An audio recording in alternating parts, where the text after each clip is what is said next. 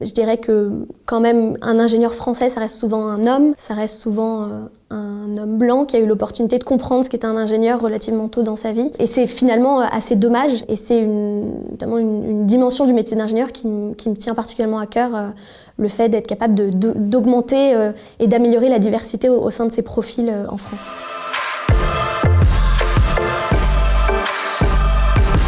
Moi, je ne connaissais pas le métier d'ingénieur, et c'est vers 9-10 ans, donc quand même relativement tôt, je passais sur l'autoroute avec mes parents. Je voyais des travaux, et donc j'ai demandé mais qui organise les travaux, comment ça se passe? Et donc on m'a expliqué le métier d'ingénieur, et donc j'ai décidé, ok, je serai ingénieur. Quand on pense à un ingénieur, c'est vrai qu'on a le cliché de l'ingénieur sur un chantier dans le BTP, par exemple.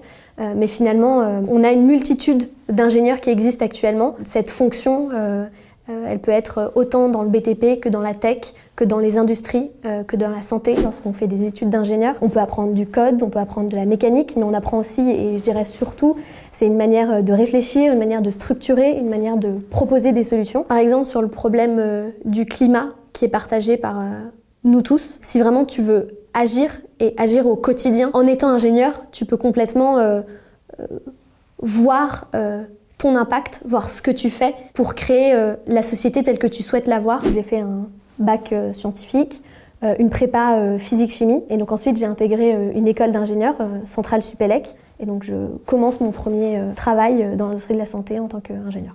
Être une femme dans les études scientifiques, c'est aussi être en minorité dans une salle de classe. Je pense que ça donne une manière de réfléchir, une manière de concevoir un problème et une solution qui est parfois un peu différente, et qui justement, en fait, la diversité, ça a été beaucoup prouvé, c'est une force. Et donc c'est être capable aussi d'augmenter cette diversité au sein d'une équipe pour résoudre un problème donné. À titre d'exemple, moi dans ma promo, il y avait moins de 20% d'étudiantes. Alors actuellement, Centrale Supélec, en tant qu'école d'ingénieurs, met en place un plan visant à augmenter la diversité. Donc par exemple, en termes de diversité de genre, on a la volonté d'aller expliquer au collège, au lycée, les ouvertures potentiel dans les voies scientifiques. Une notion qui est essentielle pour moi, c'est être capable de me référer à des rôles modèles, à ces représentations de femmes ingénieures. Et je me rappelle très bien parce que c'était vers, je pense, 14-15 ans, dans une comédie française qui s'appelle Papa ou Maman, et dans lequel le rôle de la mère, qui est jouée par Marina Foïs, est ingénieure. C'est absolument pas le point central de l'histoire du film, mais ça m'a vraiment marqué d'avoir un peu une sorte de révélation, de me dire c'est quelque chose que j'ai jamais vu dans un film jusqu'à présent. Faire cette vidéo, être capable de parler de mon expérience, qui est, je pense, partagée par d'autres filles ingénieures autour de moi, c'est quelque chose que je trouve super important.